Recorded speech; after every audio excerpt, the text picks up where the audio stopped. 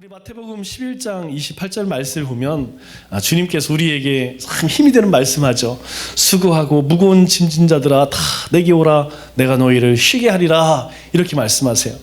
이 말씀을 우리가 묵상하면 얼마나 힘이 나는지 몰라요. 우리가 어떤 짐을 지었든 주님께로 나오기만 하면 쉬게 하겠다. 그런데 이 말씀을 또 이렇게 묵상을 하다 보면 이제 이런 생각이 들어요. 수고하고 무거운 짐진 자들아 다 내게 오라가 아니고 내게 다 내려놔라. 아니면 수고하고 무거운 짐을 안 주면 더 좋겠다. 뭐 이런 생각도 해보죠. 네, 그럼 수고하고 무거운 짐을 질 필요도 없죠. 이 말씀을 가만히 보면 그런 말이 있어요. 그 짐을 내려놓으라 이렇게 얘기하지 않아요. 주님께 가지고 와라. 그럼 내가 너를 쉬게 하리라 이렇게 이야기하죠. 이 말의 의미는 무엇이냐면 너희가 우리가 가진 그 짐이 무겁게 느껴지지 않도록 주님께서 우리에게 힘을 주셔서 우리가 살아가면서 져야 할 그 짐을 능히 감당케 하시겠다는 것이죠. 우리의 짐을 아예 없애는 것이 아니고 주님 앞에 다 내려서 홀가분하게 살아가는 것이 아니고 우리가 일평생 져야 할 짐이 있어요. 우리의 가정에서, 세상에서, 교회에서 여러분 아무것도 안 하고 사는 것이 좋은 것 같지만 전혀 그렇지가 않습니다. 그리고 나에게 하나님께서 주신 그 일들 그것이 버거울 때가 있지만 하나님께서 주님 앞으로 가지고 나오면 주님께서 감당할 수 있도록 힘을 주시겠다는 거예요. 인도하시겠다는 것이죠.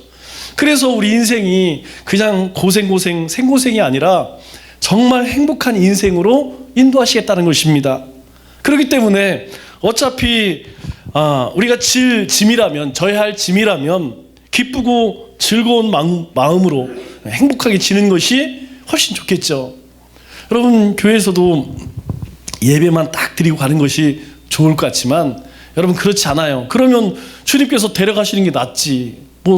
살아있을 필요가 뭐가 있겠습니까? 우리가 살아있다는 건 뭐예요? 하나님께서 우리를 통해서 뭔가 일하기를 원하신다는 거예요.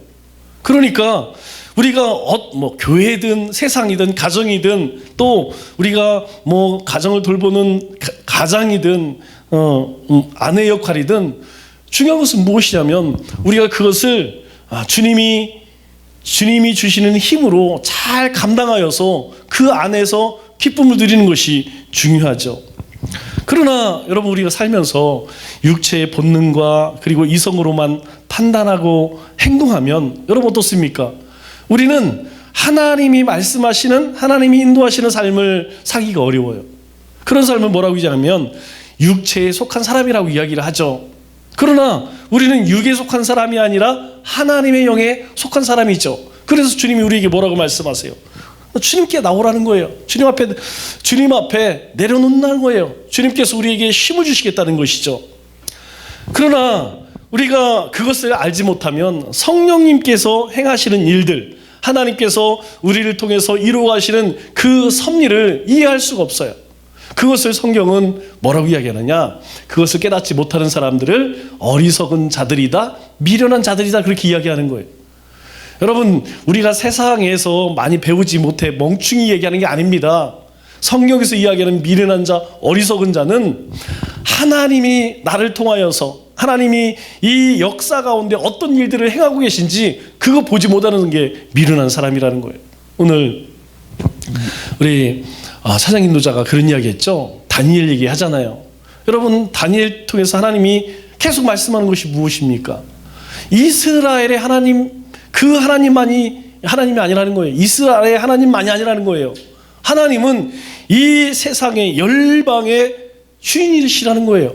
그래서 다니엘에게 보여주는 게 뭡니까? 바벨론 멸망할 거야. 바사가 일어날 거야. 바사 망할 거야. 헬라가 일어날 거야. 그 헬라가 4개의 왕조로 나눠질 것이고 결국엔 로마에게 망할 거야. 당시에는 이 나라들이 세계를 지배했던 나라들이에요. 그런데 그 일들을 누가 이루시느냐? 하나님이 하신다는 것을 다니엘에게 이야기하는 것이죠. 왜 그래요? 그는 포로를 끌려갔지만 신실한 삶을 살아요. 하나님의 약속을 붙들고 늘 하나님의 뜻을 쫓아 살기 위해서 어떻게 합니까? 늘 기도하잖아요. 작정 기도하고 하루에 3번씩 정해놓고 기도하고 그때 하나님이 뭐라고 말씀하셔요? 내가 그렇게 하나님 앞에 겸비하기로 마음 먹었을 때, 결심했을 때 내가 그때부터 응답했다 그렇게 이야기해요. 하나님께서요, 우리가 이제 하나님 뜻대로 하나님의 말씀대로 살겠습니다, 그렇게 다짐하는 순간부터 하나님이 우리의 기도를 응답하신다 그렇게 말씀하시죠. 우리 에베소서 1장은 크게 두 부분으로 나눠져 있습니다. 13장까지는 14절까지는 찬양에 관한 이야기예요. 그럼 무엇을 찬양할 것이냐? 우리가 이미 공부했죠. 신령한 복, 그리고 하나님께서 우리의 만세전에 택하셔서 하나님의 거룩한 자녀로 기업으로 주시고 성령으로 인쳐주셨다, 이런 얘기를 쭉 하죠. 이것들을 찬양한다는 거예요. 찬양할 수밖에 없다는 것이죠. 하나님께서 우리를 그렇게 무작정 예정하시고 작정하시고 택하셔서 백성 삼으시고 거기에다 신령한 복을 주시고 그리고 성령이 인까지 주셨으니까 야, 우리가 그 하나님을 찬양하지 않을 수 없다라고 사도 바울이 고백합니다. 그리고 이제 15절부터는 어떤 이야기가 나오냐면 기도에 관한 말씀이 나와요. 그런데요, 찬양과 기도는 그리스도인들에게 없어서는 안 될 신앙의 아주 중요한 요소라는 것이죠. 왜 그러냐면 이 에베소서 1장에 가장 기둥되는 주제가 무엇이냐면 찬양과 기도라는 거예요. 이제 언뜻 들으면 우리는 이전에 그렇게 찬양도 기도입니다. 맞아요. 우리가 하나님 앞에 드리는 찬양도 사실 우리의 신앙 고백이죠. 또 기도도 우리의 삶에 하나님의 뜻을 쫓아 어떻게 살아야 할지, 하나님의 인도하심을 따라 살아야 하는 그 간구함이 있죠. 그래서 사실 비슷한 것 같지만 조금 다른 면이 있다는 거예요. 구체적으로 어떤 사람은 늘 간구만 하는 사람이 있습니다. 간구를 하는 사람들을 가만히 들여다보면 하나님으로부터 받은 것을 잘 기억 못해요. 축복받은 것은 별로 생각 못하고 어떻게 합니까? 늘 부족하죠. 늘 갈급해요. 만족이 없어요. 그래서 하나님 앞에 계속해서 어떻게 합니까? 이거 주십시오, 이거 주십시오, 이거 이루어 주십시오. 문제는 무엇이냐면 그들의 삶을 보면 기쁨이 없어요. 기도는 참 열심히 해, 그냥 밤낮으로 해. 그런데 그냥 사람을 보면 그냥 분위기가 어둠침침해요. 그래서 뭐 이게 조금 우스갯소리하고 좀 농담하면 그냥 뭐 말이 안 통해, 말이 안 통해. 재미가 없어. 그리고 뭐 입에서 말만 꺼내면 뭐가 나와요? 아, 우린 죄인입니다, 모자랍니다.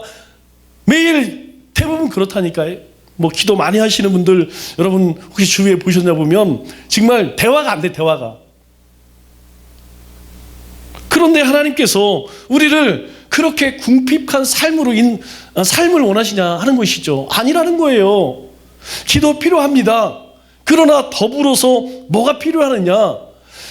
하나님이 주신 그렇게 하나님의 간구함으로 기도함으로 인하여서 하나님께서 우리에게 응답하신 것, 그것을 노래하라고 말씀하시죠. 그것을 기뻐 누리라는 것입니다.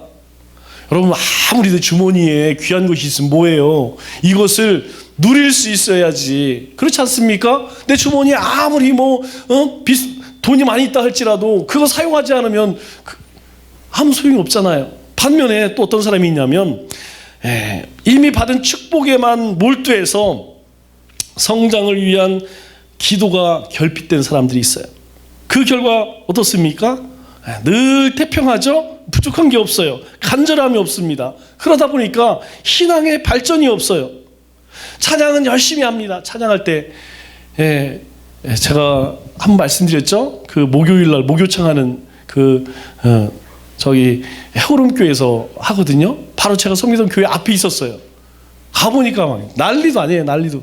진짜 한번 정말 찬양을 막 너무 거기에 있는 것 자체가 막 감격스럽더라고요. 막 불이 팍 하고 막 안개가 막 깔리고 막 너무너무 좋더라고요.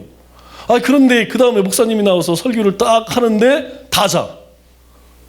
90%가 다 청년들인데 목사님 나와서 설교하는 순간 그때부터는 자는 시간이야. 설교 끝나자마자 또 찬양하면 다 일어나서 막 난리가 나. 여러분, 그거 아니라는 것이죠. 우리가 찬양해서 하나님이 주신 기쁨을 누리는 것도 중요하지만 그 후에는 깊은 기도가 있어야 한다는 것이죠. 그래서 이 두 가지가 균형을 잘 이루는 게 중요해요. 신앙생활은요, 균형이 중요합니다. 말씀과 기도 그리고 영성과 삶, 이것이 균형을 잘 이루는 것이 중요하다는 거예요. 우리가 기도하여서 하나님께서 우리에게 응답하신다면, 우리에게 하나님께서 말씀하신다면 우리는 삶 속에서 그걸 노래할 수 있어야 된다는 것이죠. 그래서 그리스도인은 조금 행복해 보여야 돼. 즐거워 보여야 돼요. 왜 그렇습니까? 하나님께 찬양도 하나님께 드리는 것이죠. 기도도 하나님께 드리는 것이에요. 응답도 받으신 이도.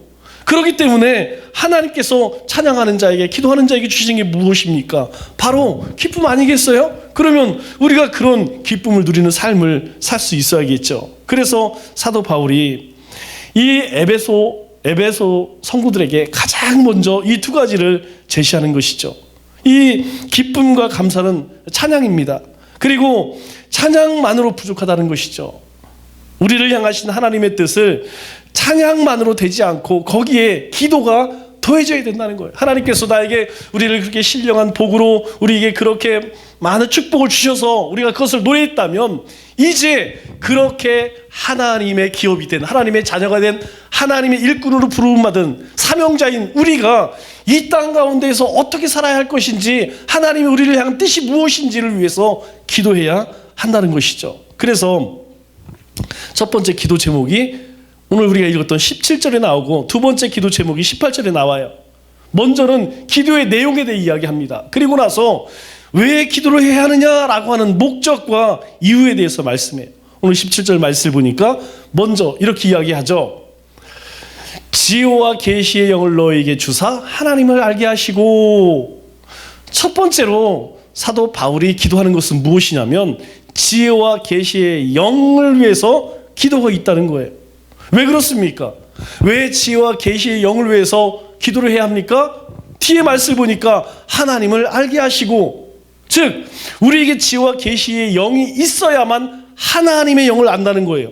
그리고 두 번째로 18절의 말씀을 보니까 뭐라고 이야기합니까? 우리의 눈을 밝히사, 우리의 마음의 눈을 밝히사. 우리 눈이 밝혀져야지 우리가 우리를 향한 하나님의 뜻을 알 수 있다는 거예요. 그래서 그 기도의 목적 세 가지를, 첫 번째 뭐라고 이야기하죠? 부르심의 소망이 무엇이며, 두 번째로 그 기업의 영광의 풍성함이 무엇이며, 19절에 세 번째가 능력의 크심을 알게 하시기 위해서, 이 세 가지를 이야기하는 거예요. 그러면 성도의 마땅한 기도는 어떤 것이라고 이야기합니까? 먼저 이야기하는 것이 지혜와 계시의 영을 위해 기도해라, 그렇게 이야기해요. 지혜와 계시의 영을 쉬운 말로 이야기하면 무엇입니까? 성령이라는 것이죠. 진리의 영이라는 것이죠. 그리스도의 영, 하나님의 영이라고 이야기할 수 있어요. 너희가 먼저 그것을 위해 기도하라는 거예요.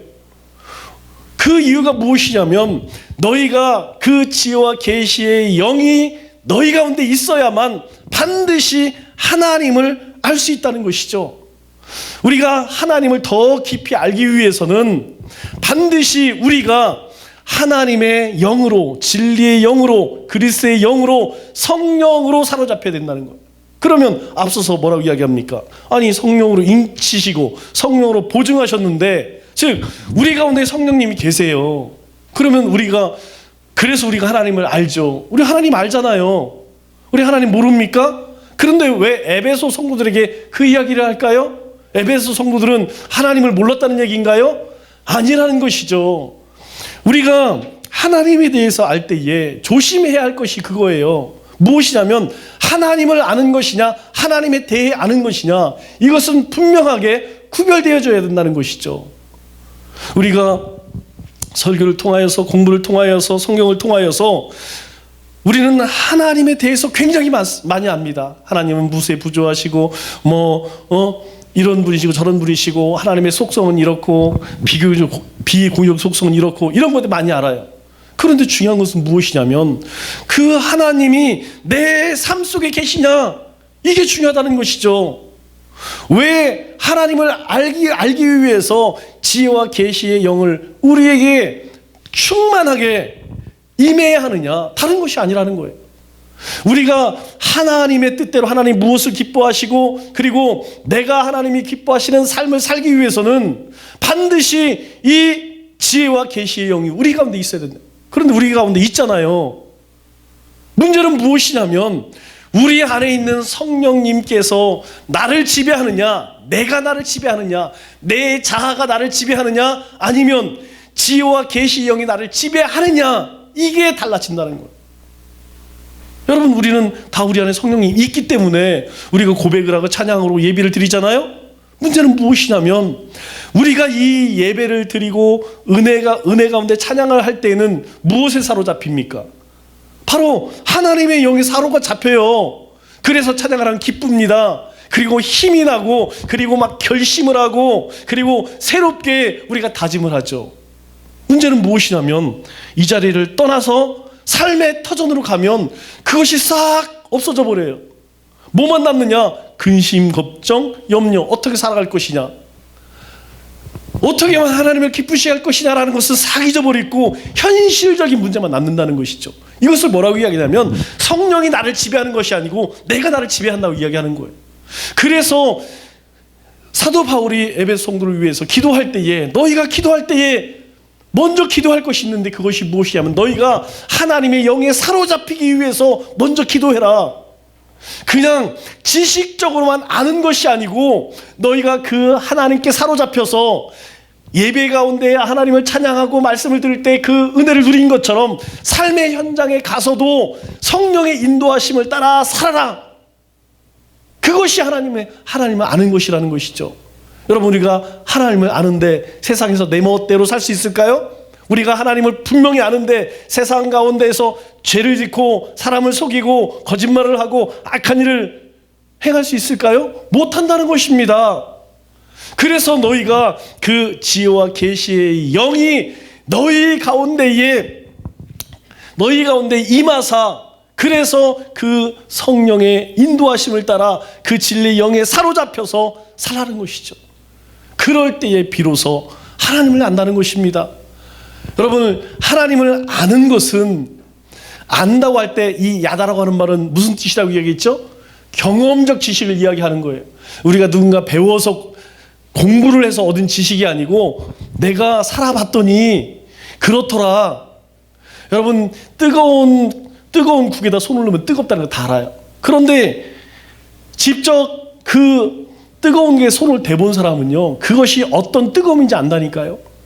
우리가 배워서 뜨거운데 손을 넣으면 뜨거워, 이것과 내가 한번 데워서 뜨거운 것은요 다르다는 거예요.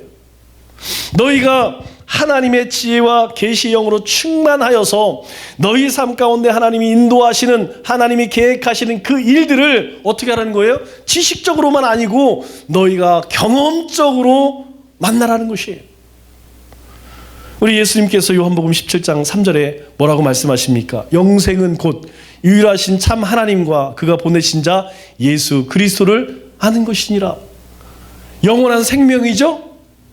우리 가운데 영원한 생명은 무엇이냐? 하나님과 그리고 예수님을 아는 것이래요. 우리가 아는 하나님이 뭡니까? 하나님은 우리의 생명이 주세요. 뭐 여러 가지 많이 있지만 내 생명의 주인, 내 삶의 주인이시라니까요. 주님께서 우리 가운데 오지 않았으면 우리는 하나님께 나아갈 수 없는 우리의 중보자, 우리의 그리스도 되시잖아요. 이것을 알아야만 우리가 영원한 생명을 누릴 수 있다는 거예요. 그러면 이것을 알지 못하는 사람은 영생이 없으니 어떻게 해요? 자기 마음대로 살잖아요. 자기 마음대로 살는다는 건 뭐예요? 결국 죄를 쫓아 사는 것, 하나님의 진노와 심판을 향해 사는 거예요. 그러나 우리는 영생을 얻었기 때문에 우리는 하나님과 그리스도가 기뻐하는 일을 살아요. 그리고 그분이 우리에게 말씀하신 것을 쫓아 산다는 거예요. 왜 순종합니까? 우리가 영생을 얻었기 때문이죠. 우리가 하나님의 자녀이기 때문에 하나님의 말씀에 순종해 사는 것이지, 우리가 하나님의 자녀가 아니면 내 멋대로 살죠. 문제는 무엇이냐면 분명 우리는 영생을 얻었어요. 그리고 지혜와 계시가 우리가 함께 하셨어요. 하고 계세요. 문제는 무엇이냐면 그럼에도 불구하고 하나님을 잘 몰라. 그럼에도 불구하고 우리를 향하신 하나님의 뜻이, 이 열방을, 세상을 향한 하나님의 계획이 무엇인지 잘 모르고 마치 하나님을 모르는 사람들처럼 현실적인 것만 쫓아간다. 이것은 심각한 문제가 있다는 것이죠. 그래서 사도 바울이 에베소 성도들을 위해 기도하는 거예요. 너희가 그 지혜와 계시의 영으로 충만했으면 좋겠다. 그래서 너희가 정말 지식으로 하나님을 아는 것이 아니고 너희 삶 속에서 역사하시는 하나님, 우리의 발걸음을 인도하시고 살아 역사하신 그 하나님을 경험하고 동행하는 삶을 살았으면 좋겠다. 그렇게 말씀하고 있는 것이죠. 또 예수님께서 마태복음 7장 23절에 뭐라고 이야기합니까? 이렇게 이야기합니다. 그때 내가 그들에게 밝히 말하되 내가 너희를 도무지 알지 못하니 불법을 행하는 자라 내게서 떠나가라. 여러분, 그때에 그들에게 밝히, 그들이 누굽니까? 누구냐면 그들이 예수님, 제가요 주님의 이름으로 귀신을 쫓고요 선지자 노수를 했고요 주님의 이름으로 능력을 행했습니다. 칭찬해 주세요. 제가요 주님의 이름으로요 귀신을 쫓았다니까요. 제가 주님의 이름으로 선지자 노릇을 했다니까요. 제가 주님의 이름으로 능력을 행했어요. 여러분, 이걸 조금 바꾸면 제가 주님의 이름으로 설교했고요, 제가 주님의 이름으로 헌신했고요, 제가 주님의 이름으로 위원장도 했고요, 반장도 했고요, 이런 사역도 했어요. 그런데 문제는 무엇이냐면 주님께서 그들에게 이렇게 대답을 하시는 거예요. 내가 너희를 도무지 알지 못하니 불법을 행하는 자라 내게서 떠나가라. 아니, 내가 주님의 이름으로 귀신을 쫓고 선지자 노릇했고 능력을 행했는데 왜 그것을 불법이라고 이야기할까요? 너무 이상하지 않습니까? 그리고요, 내가 너희를 도무지 알지 못하니, 주님이 이들을 정말 모르실까요? 주님께서 그들을 몰라서 모른다고 말씀하실까요? 아니에요. 주님께서는요, 그들이 행한 일을 훤히 알고 계세요. 문제는 무엇이냐? 그들이 어떤 마음을 가지고 그 일을 했느냐, 어떤 동기를 가지고 그 일을 했느냐, 그걸 이야기하시는 거예요. 너희가 정말 하나님의 영광을 위해서, 하나님의 나라를 위해서 귀신을 쫓고 선지자로 했고 능력을 행했느냐, 이걸 얘기하는 거예요. 오늘 우리에게도 마찬가지라는 거예요. 오늘 우리에게도 정말 내가 하나님을 기쁘시게 하기 위해서, 하나님을 영원하게 하고 하나님의 영광을 위해서 내가 예배드렸어? 기도했어? 헌신했어? 그리고 세상에서 살아갔니? 만일 그러지 않았다면 나는 너희를 모른다. 이 불법을 행하는 자들아, 이렇게 말씀하시는 거예요. 왜 우리가 지혜와 계시의 영이 사로잡혀야 합니까? 우리가 하나님의 영의 인도하심을 받지 않으면, 성령의 인도하심을 받지 않으면, 진리의 영 가운데 있지 아니하면 우리가 이런 자들이 이러한 삶을 살 수 있다는 거예요. 여러분, 이 말을 바꿔 이야기하면 무엇입니까? 그들이 귀신을 내어쫓을 때요, 하나님의 영광을 드러낸 것이 아니에요. 나를 드러내고 싶었어요. 야, 내가 이런 일을 했어. 선지자 하나님의 복음을 전합니다. 아, 정말 당신 너무너무 설교 잘합니다. 당신 너무너무 멋집니다. 이 소리 들고 싶었다는 거예요. 능력을 행했어요. 사람들이 칭찬을 받고 사람들이 관심을 갖습니다. 물론 처음에는 그렇게 하지 않았겠죠. 그런데요, 점점점 인기가 올라가고 관심이 많아지고 사람들이 따르기 시작하니까 어느 순간부터 변질되어져 버리는 거예요. 처음에는 지혜와 계시의 영을 쫓아 행했지만 시간이 지나면서 그 성령, 진리의 영, 하나님의 영의 인도하심을 따라 사는 것이 아니고 뭘 쫓아요? 자기의 영광을 위해 쫓았다는 것이죠. 그래서 주님께서요, 난 너 몰라. 너희는 이제까지 다 불법을 행했어. 이렇게 말씀하는 것이죠. 여러분, 정말 무서운 말씀 아닙니까? 만일 우리가 주님 앞에 딱 섰는데, 주님, 제가 주님을 위해서요 일평생 이런 일도 했고요, 저런 일도 했고요, 주님 칭찬해 주세요. 그런데 우리를 향해서 게으르고 악한 종아, 저 바깥 어두운 데 가서 슬피, 그렇게 말씀하신다면 여러분, 그때 뭐라고 이야기하겠습니까? 거기 다 기회가 없잖아요. 여러분, 우리가 매일매일 삶 가운데서 왜 말씀을 붙들라고 이야기해요? 왜 매일매일 하나님 앞에 기도하라고 이야기합니까? 다른 것이 아니에요. 지혜와 계시의 영으로 충만하여서 내 마음 내 뜻으로 살아가는 것이 아니고 바로 이 성령의 인도하심을 따라 살기 위함이라는 것이죠. 우리 가운데 이 지혜와 계시의 영이 없으면 어떻게 한다고요? 불법을 행하면서도 그것이 하나님의 영광이라고 착각한다는 거예요.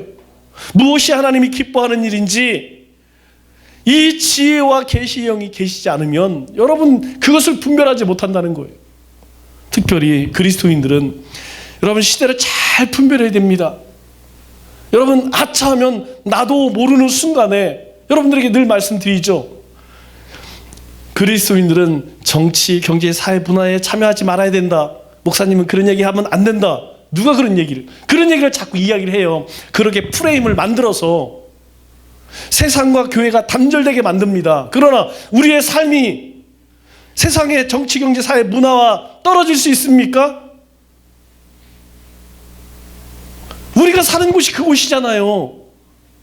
여러분 그리스도인들이 금지법, 동성애 그냥 정부에서 하니까 그냥 하게 냅둬라. 관심 갖지 말아야 하나요? 아닙니다. 우리도 적극적으로 그거에 대해서 그냥 기도만 하면 될까요? 우리가 할 수 있는 거 해야 된다는 거예요. 우리가 세상에서 일어난 모든 일들 가운데에 우리가 그것을 분별하고 그것 가운데 변화시켜야 한다는 것이죠. 그런데요, 이 시대에 그리스도인들이 점점점 성령의 인도하심을 쫓아 살지 못하니까 어디까지 가고 있느냐? 그리스도인들을 바보로 만들어요. 바보. 너희는 교회에서만 신앙생활 열심히 해. 알았어. 너는 교회에서만 열심히 해. 세상 일들은 관심 갖지 마. 주님이 그렇게 말씀하셨나요? 아니라니까요. 우리가 지혜와 계시의 영을 가지고 우리는 세상의 모든 영역 가운데 들어가야 합니다. 문제는 무엇이냐? 우리 가운데에 그 하나님의 영으로 충만하느냐? 이게 중요한 것이죠. 때때로 우리가 넘어질 때가 있습니다. 연약할 때가 있어, 죄 지을 때가 있어요. 하나님께서 능력이 없어서 우리를 내버려 두시는 건가요? 아니죠. 하나님께서요, 우리 안에 있는 성령 하나님, 지혜와 계시의 영을 쫓아 순종하는 삶을 살기를 원하시는 거예요. 한 번은 일으켜 줄 수 있습니다. 그러나 두 번, 세 번은 자신이 딛고 일어날 수 있어야 되지 않겠어요? 우리 아이들 보세요. 우리 아이들 키울 때에 처음에 수없이 넘어지다가 어느 날부터 뒤뚱뒤뚱 걷고 어느 순간부터 걷고 뛰잖아요. 우리의 신앙도 마찬가지라는 거예요. 처음에는 넘어질 때 주님께서 일으켜 주세요. 그러나 어느 정도 우리의 신앙이 자라면, 성숙하면 그때부터는 우리가 지혜와 계시의 영의 인도하심을 따라 살아야 한다는 거예요. 누구를 향해 이야기합니까? 에베소 성도를 향해 사도 바울이 기도하는 거예요. 오늘 우리도 마찬가지라는 것이죠. 우리가 하나님의 영으로 충만해야만, 이 지혜와 계시의 영으로 충만해야만 우리가요 하나님을 비로소 알 수 있다는 거예요. 말씀을 맺도록 하겠습니다. 그리스도인은, 하나님의 자녀는요, 하나님 말씀 안에 사는 자들입니다. 하나님의 말씀 안에 살기 위해서는 반드시 지혜와 계시의 영의 인도하심을 따라 살아야 한다는 것이죠. 내 마음대로, 내 생각대로, 내 뜻대로 사는 것은 성도의 삶이 아닙니다. 하나님의 자녀로서의 삶이 아니라는 것이죠. 남은 3일도 우리가 힘써 기도할 때 하나님이 기뻐하시는, 또 복음에 합당한 자로 살기 위해 지혜와 계시의 영인 성령의 인도하심을 따라 살기를 주님의 이름으로 축원합니다.